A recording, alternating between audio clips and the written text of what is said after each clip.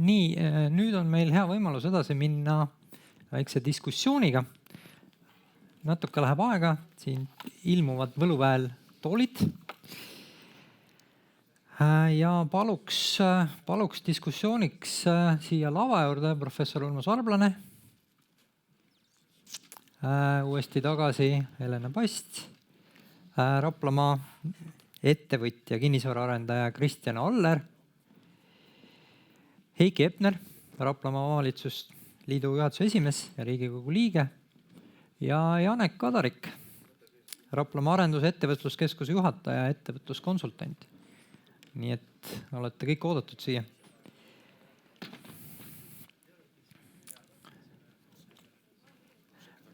Ja. Et nagu me teame, siis investeeringud tehakse tavapäraselt piirkondadesse, kus on ettevõtete jaoks sobiv keskkond, hea asukoht, logistika, tööjõud, kuid ka kohaliku piirkonna nii inimeste kui omavalitsuste toetus ja nii külalislahkuse kui ka kiire asjaajamise kaudu. Et Eestis on viimasel ajal piisavalt palju projekte, mis on jäänud ära just sellepärast, et kohalikud inimesed või kohalikud omavalitsused ei ole piisavalt neid asju toetanud.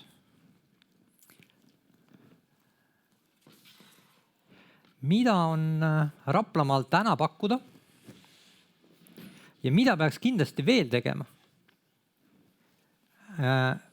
nii omavalitsuste kui ettevõtjate poole pealt, et siia piirkonda tuleks rohkem ettevõtteid, aga ka uusi elanikke, kes ettevõtetes tööd saavad.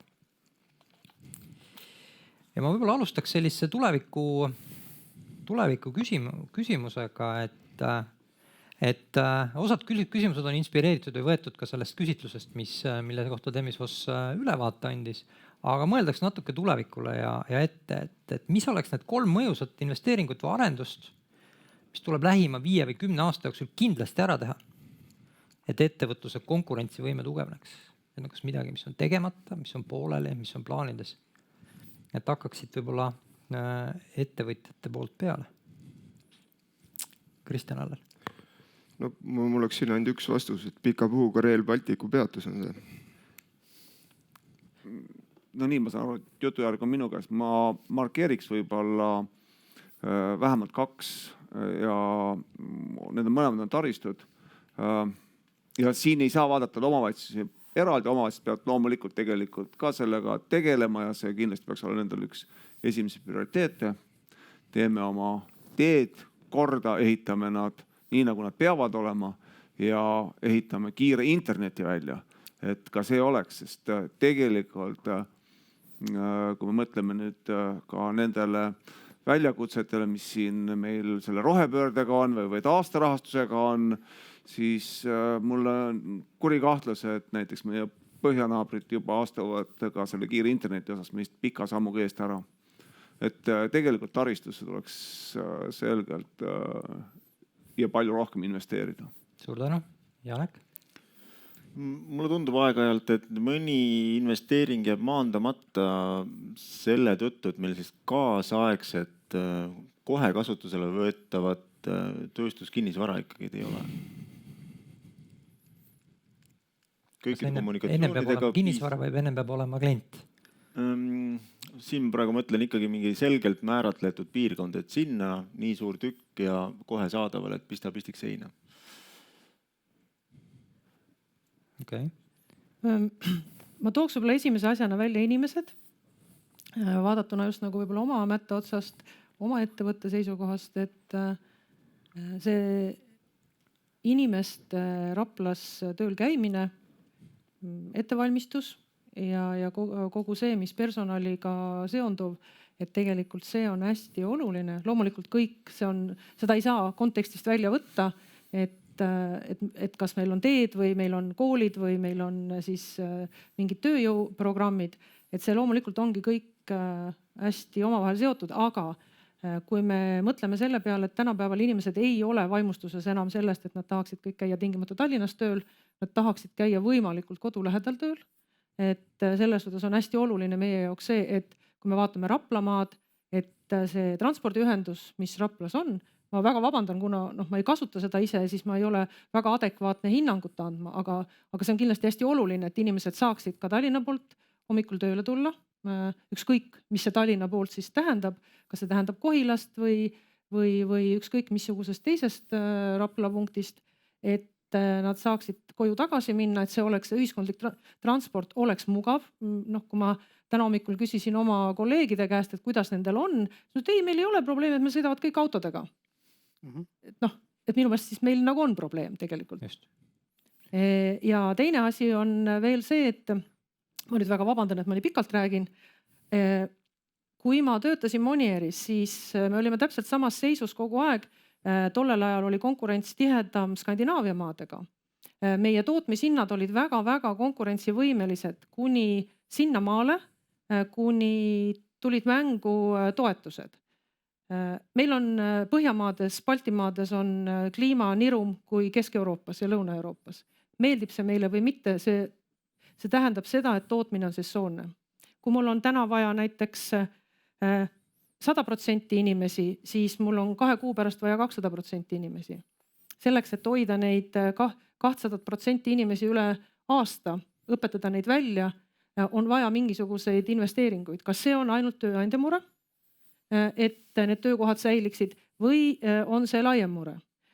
Tollel ajal olid Skandinaavia maades väga paljudes kohtades lahendatud see sedasi, et kui oli selline madal periood mingisuguses väga sesoonses tootmisharus, siis neid aidati kompensatsioonidega. Ja iga kord, kui meie sattusime jälle sellesse talvisesse perioodi, siis meie tootmishinnad ei olnud enam konkurentsivõimelised. Et see on midagi, mida täna ei ole Eestis arutatud, et see võiks olla töökohtade loomises suhtes selline võib-olla pilootprojekt, et tegelikult meil on kõigil väga suured kulud, kui me otsime kogu aeg ajutisi töötajaid, õpetame neid jälle ja jälle keset hooaega välja, selle asemel, et hoida neid inimesi stabiilse töö peal, anda neile võimalust teenida ja kui näiteks ongi nii, et 9 kuud me suudame neid inimesi siin hoida ja kanda need kulud ja maksta need maksud, siis kui vald tuleb näiteks 3 kuuga appi või omavalitsus,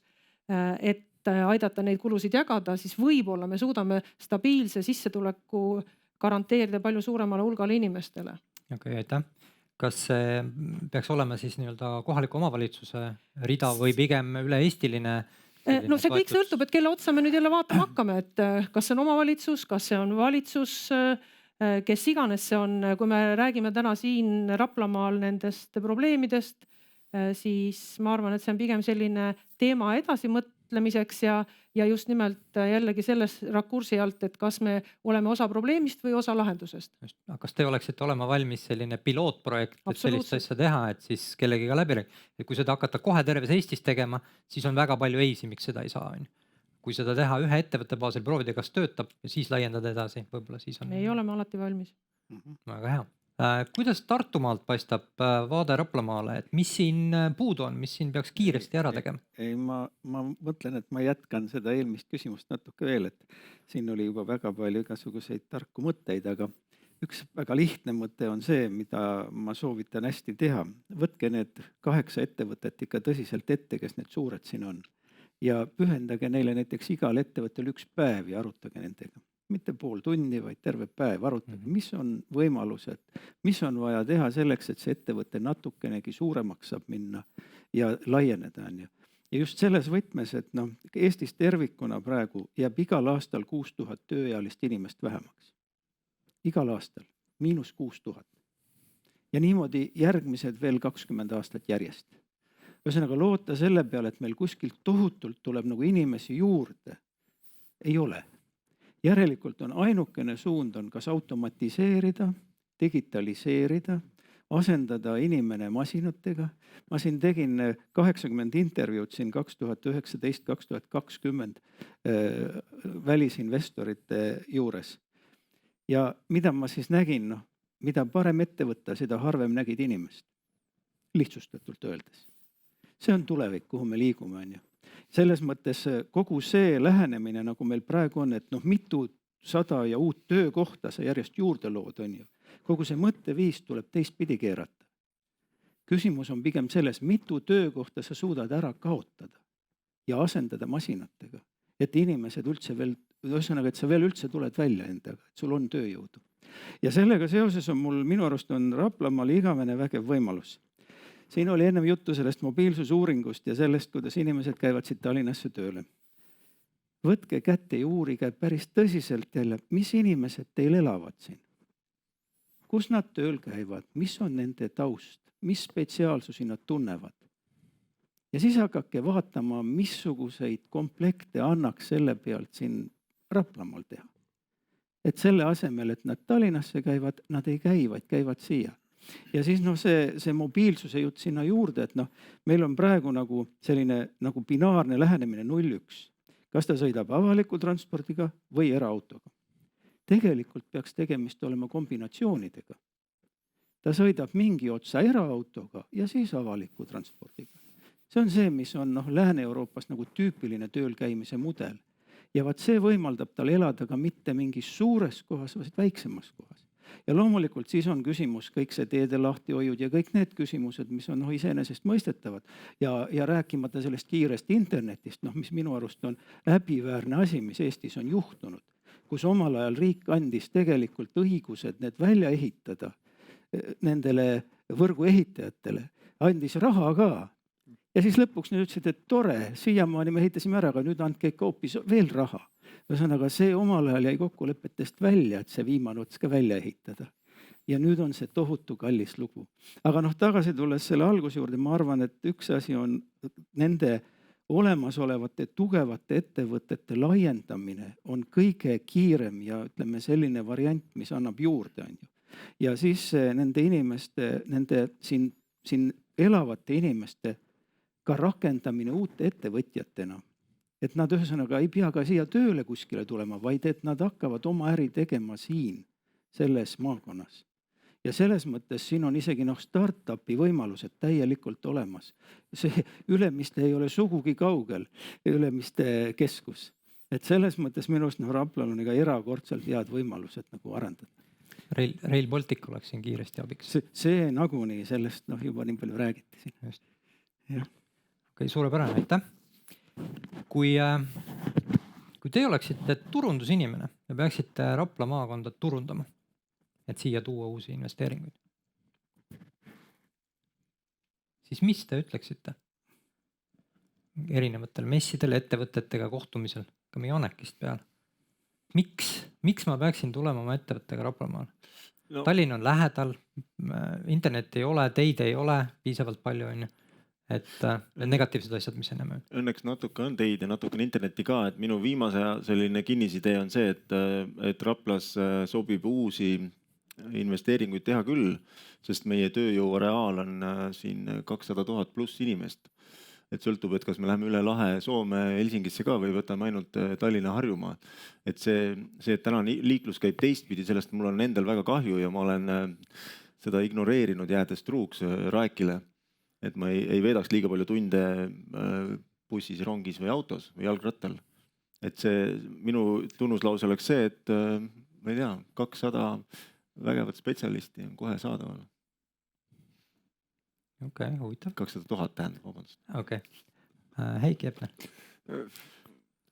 No ütleme niimoodi, et eks ka Kohila vallavanemana on ju saanud ettevõtjaid kutsuda ja ma arvan, et Kohilas täna on meil vineeritehas, selle võin ma ikkagi mingil määral ka iseenda peale, enda panuseks kirjutada, et lätlased vaieldamatult on väga tublid ettevõtjad selles valdkonnas, ja meil on siiamaani, ma ütlen siis ettevõtte ja valla vahel väga hea kontakt, aga tõesti, kui lätlased ka tulid, see võib-olla on lihtsalt üks selline case, siis me rääkisime tõesti üksipulgi läbi alates tööjõust ja asukohast ja keskkonnast ja ega nii suure ettevõtte rajamine ei ole lihtne, sinna tõesti tuleb ka vaadata, et kuidas kogu see planeeringud, keskkonnamõjude hindamised, nende leevendusmeetmed, mis on vaja ette võtta, kuidas seda elanikele selgitada, sest me täna ju ikkagi pigem näeme seda, et parem, kui me mitte midagi ei teeks, sest see kõik on niivõrd tohutu, kõik nii palju segab, mis ei tähenda teistpidi, et üldse nendele asjadele ei tohiks tähelepanu pöörata. Muidugi tuleb tähelepanu pöörata, tuleb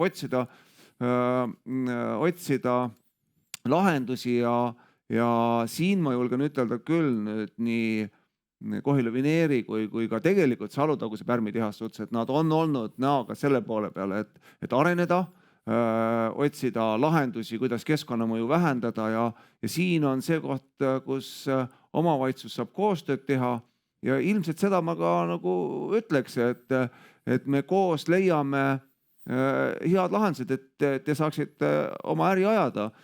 Ja muidugi see Jaaneku jutt on jumala õige, et me peaksime vaatama seda areaali, kus tööjõud võiks käia, olla natuke suuremana või laiemana, kui on seda lihtsalt Rapla maakond. Ja meil käib ka tööle Tallinnast, nii et see ei ole päris nii, et kõik inimesed ainult Tallinnast tööle käivad. See Vineeri tehas, mis teil on siin juba tükk aega nagu olnud, kas te seda olete, kas tänu sellele, et seal on üks suur tootmisüksus olemas, on tulnud teile ka teisi küsijaid, et vaadake, siin on, kõik toimib, kas me saaksime ka tulla? Kohilas on ka välja arendatud üks, mis kuulub ka omavalitsusele vallale, ettevõtlusala, Tuhamäe ettevõtlusala ja vald on sinna ka nüüd selle infra välja ehitanud ja viimased arengud tegelikult on ka näidanud, et seal on toimumas areng ja ettevõtete tulek, aga muidugi ettevõtjad otsivad enda jaoks ju parimad lahendust ja nii peabki see asi olema, et nad vaatavad, kuidas on siin Kohilas, kuidas Raplas, aga võib-olla ka lähevad Rae valda vaatama ja ka minu pärast Pärnu kanti või Tartu kanti, et eks ikka otsitakse seda kõige ideaalsemat lahendust. Ma ei oska nüüd, tähendab, ühtegi nii suurt ettevõtet ei ole tulnud. Aga praegust selle ettevõtte alal on meil küll lootust, et neid ettevõtteid tuleb juurde ja pigem on tegemist siis ikkagi ütleme sellise vallamist keskmise või väiksem ettevõtte, kus ei ole sadades see inimtöötajate arvu, vaid kus me saame seal 20-30 töötajat ettevõtte kohta, ja neid on ikkagi üksjagu. Aitäh. Kristjan Aller. Mina olen ka alati Raplast rääkides kõigepealt ikka alustanud keskkonnast, et koolid, lasteaed, korras teed, tänavad, et selline nagu kindel käeulatus, et see on suur eelis. Ja siis tulen tagasi selle Rail Baltica peatuse juurde, et seda on juba tunda, et tegelikult inimesed juba seda nagu selle ootuses juba nagu vaatavad siia poole. Ja lõppkokkuvõttes on meil ka täna ju tegelikult autoga ülemistesse 30 minutit ja seda iga ilmaga, et võib-olla kehva liiklusega on õismelt pikem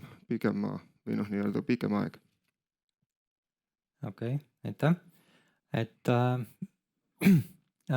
Helena, kuidas teie näete?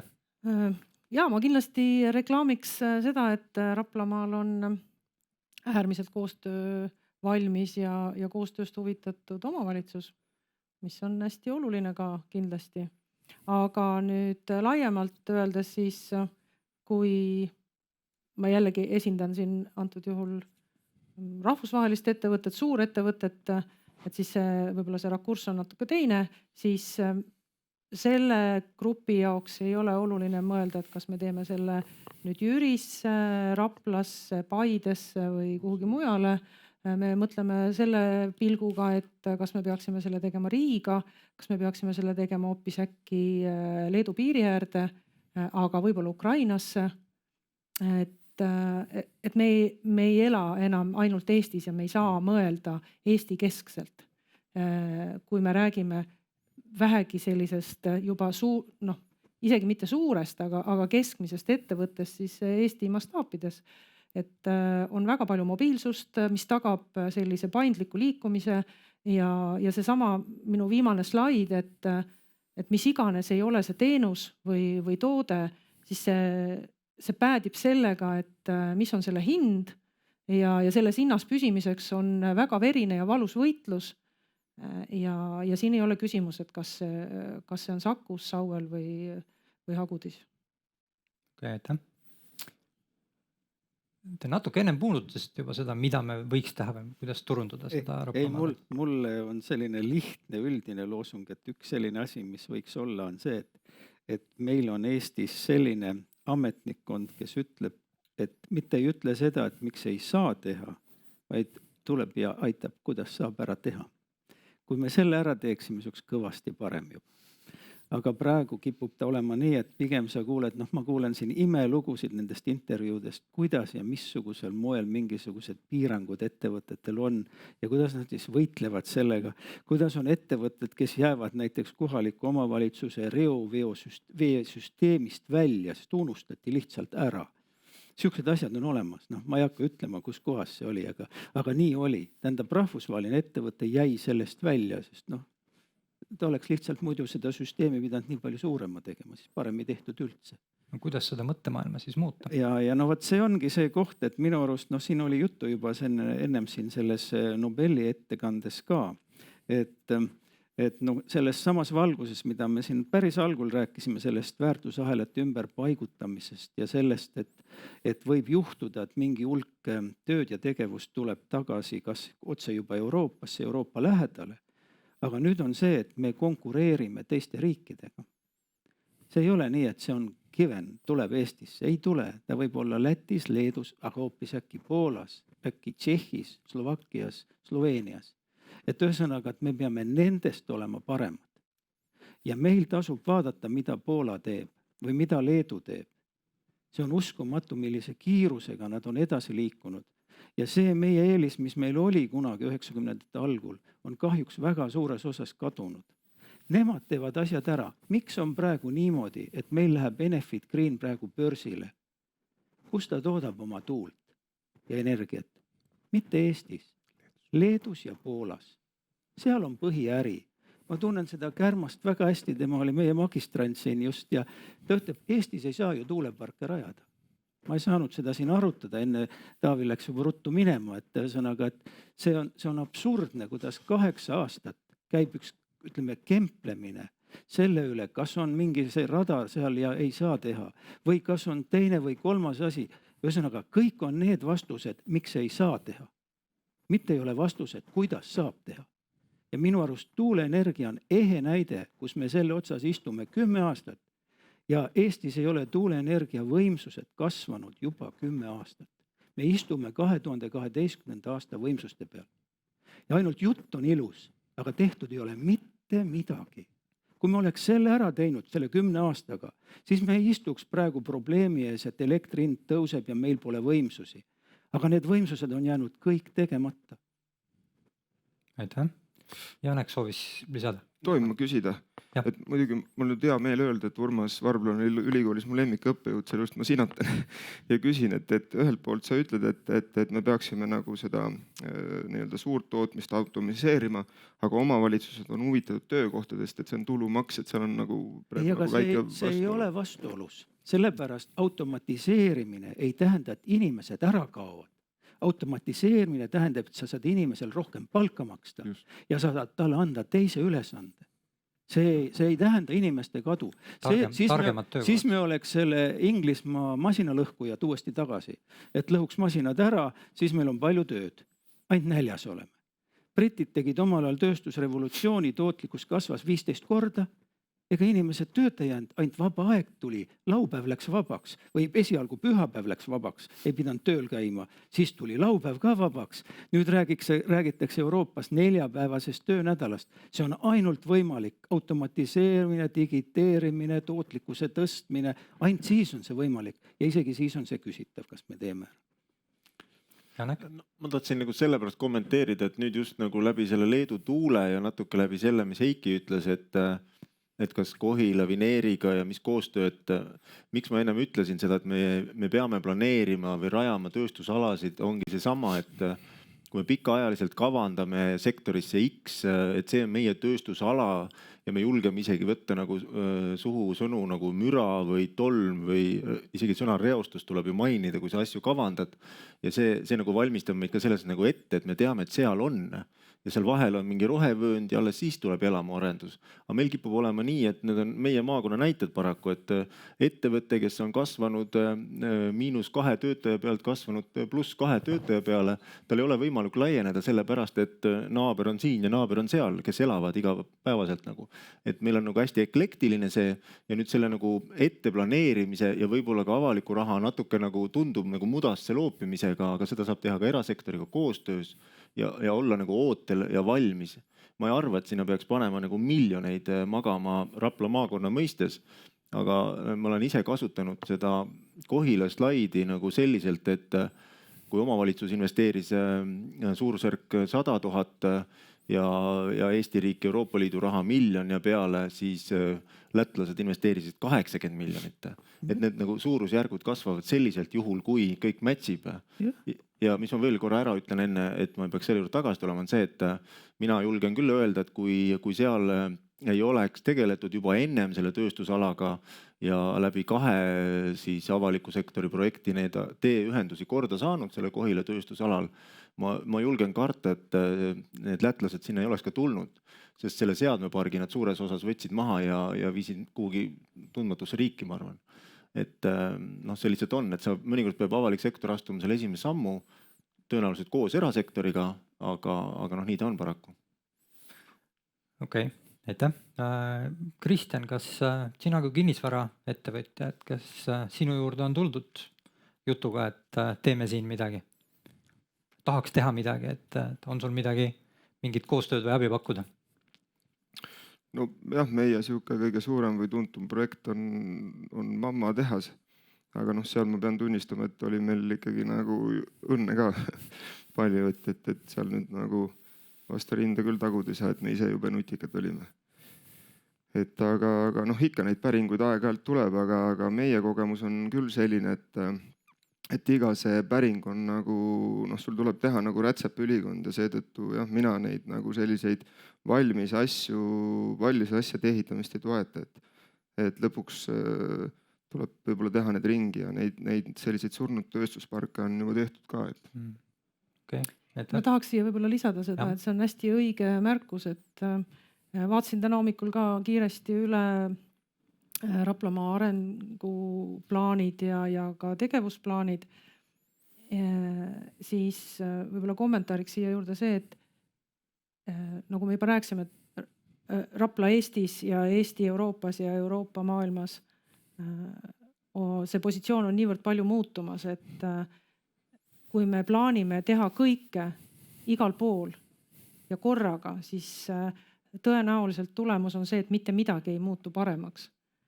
Kui me tahame midagi päriselt teha, siis tuleb valida üks asi ja panustada sellele ja võib-olla läheb siis õnneks, et see asi tuleb välja. Et eriti kui me räägime siin majanduse arengust, tootmise, tööstuse arengust, siis peaks olema väga selge visioon, et keda me siin päriselt tahame konkreetselt puust ja punaseks, kui me räägime turundamisest. Et on see mingisugune konkreetne valdkond, on see mingi väga kindel segment, mida me tahame ja siis kogu see Raplamaa taristu ja haridussüsteem, kõik toetab seda.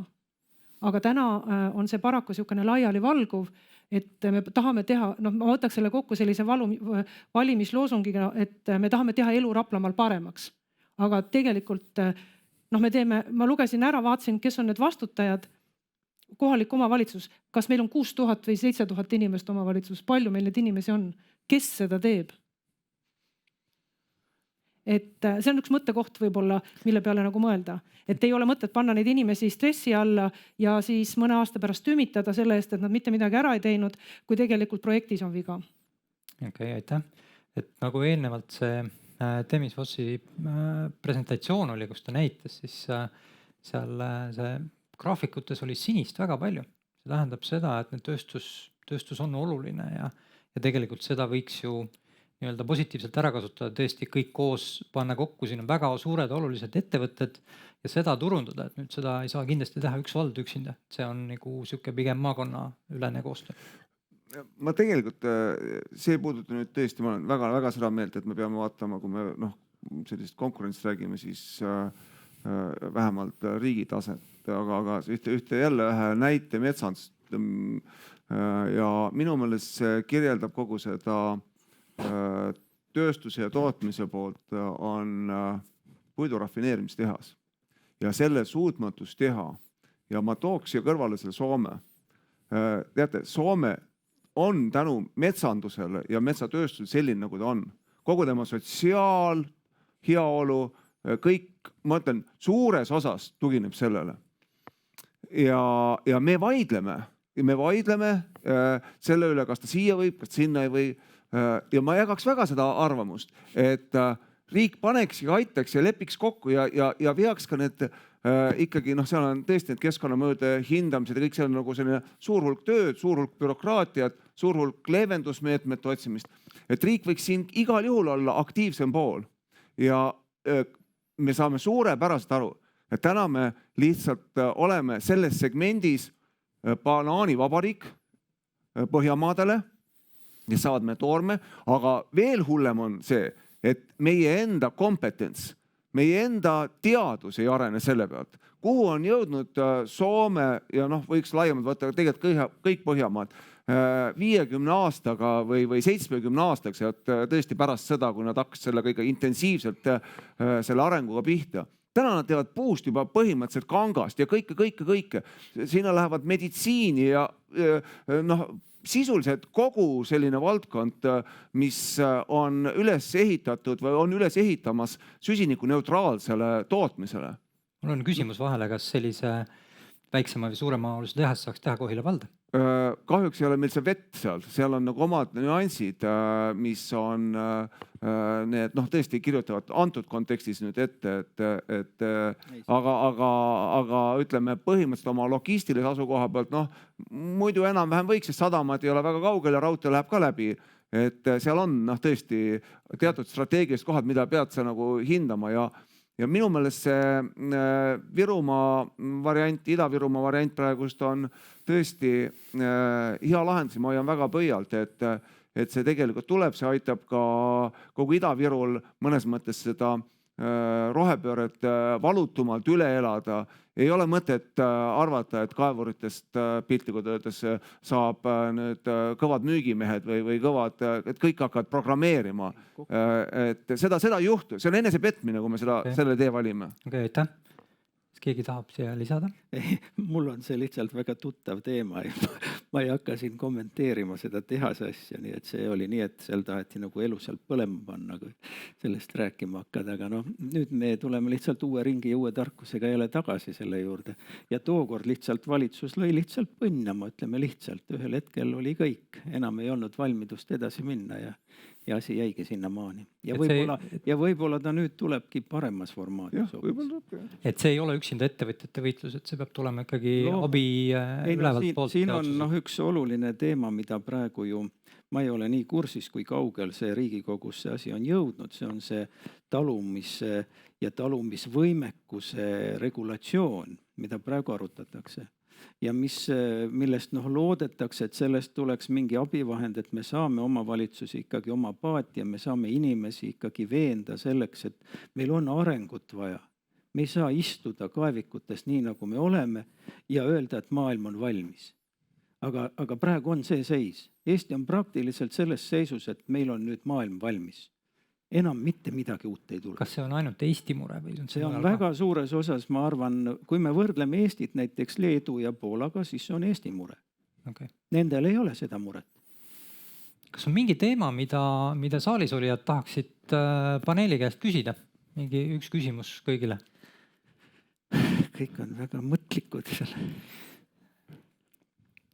Kas on mõni omavalitsus või piirkond Eestis, kes on teinud seda turundamise tööd nii-öelda paremini kui siin Raplamaal, kes on saanud endale mingid olulised investeeringud punti? On teil jäänud silma keegi?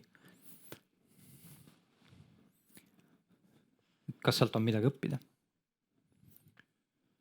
Jüri näiteks on, ma arvan, väga paljudel on siin Rapla inimestel see Jüri nimi huultel.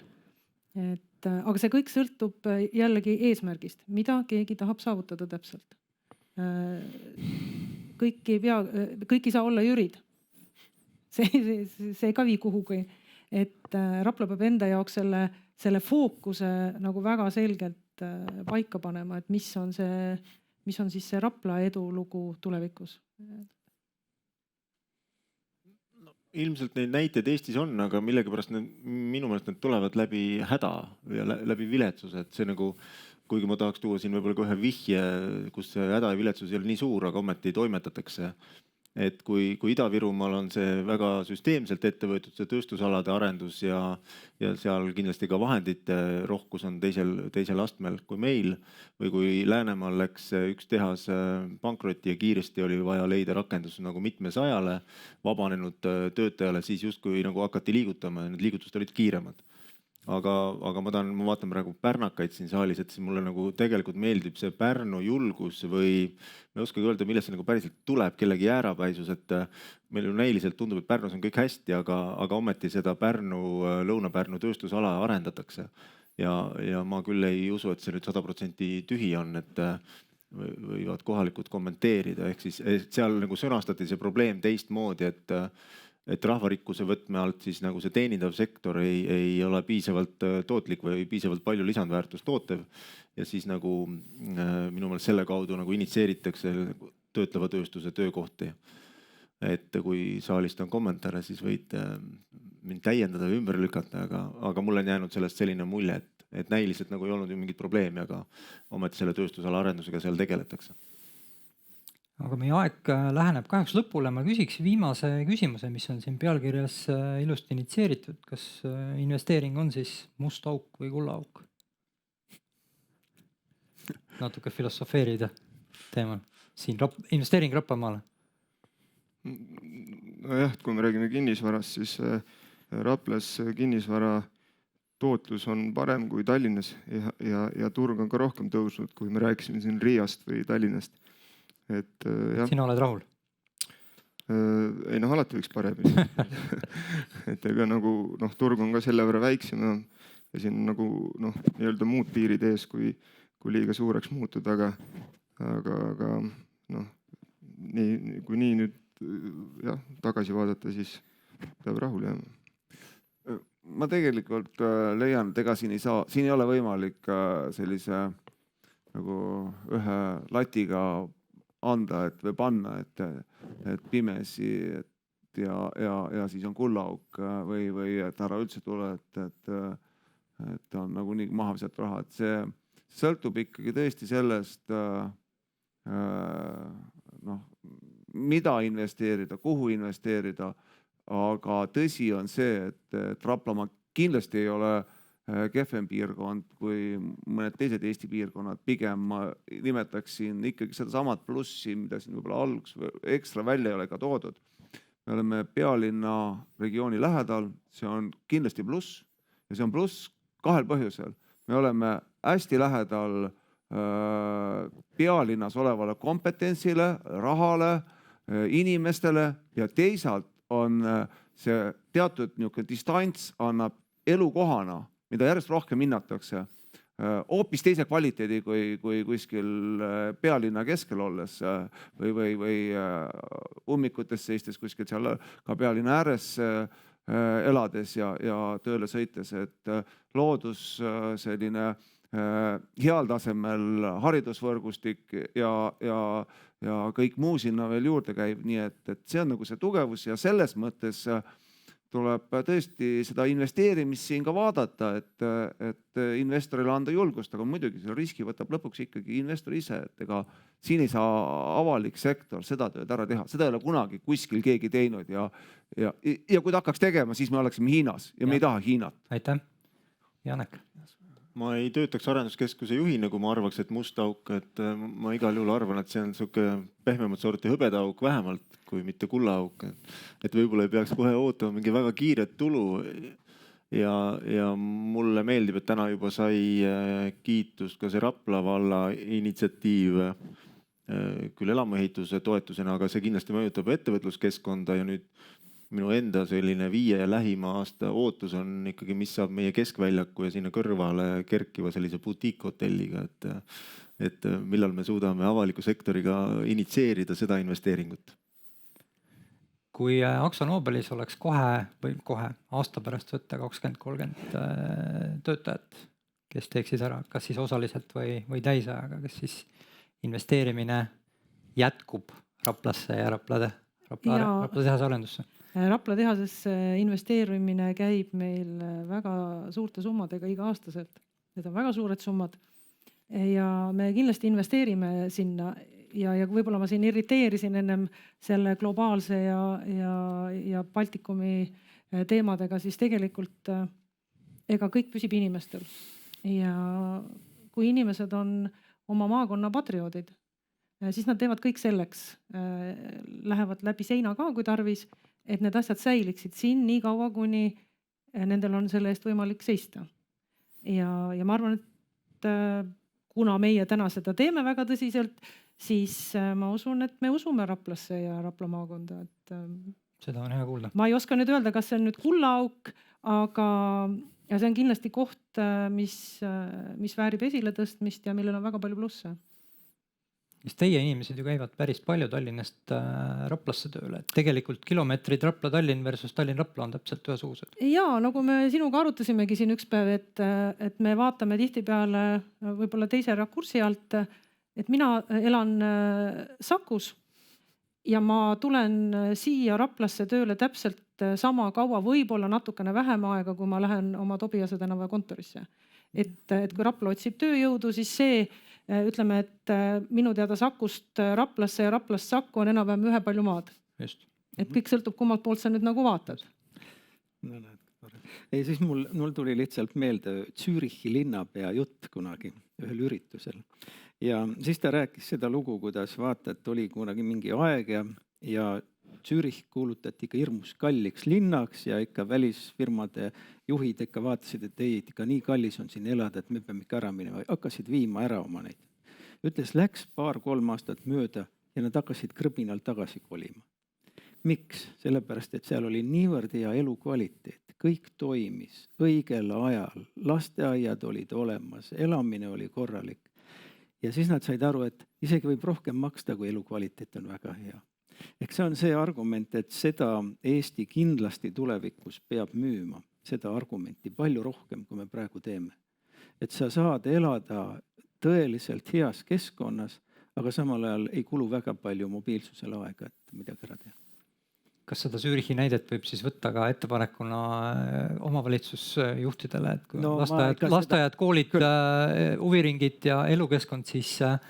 Seda ma just mõtlesin, et vaadake, kuidas Zürich teeb ja kui selle ära teete, siis olete maailma parim. No suurepärane. Selle mõttega olekski siit hea lõpetada, et Rapla on uus Zürich. Ja vaat see kõlab hästi. Pange see loosungiks ja kõik tuleb.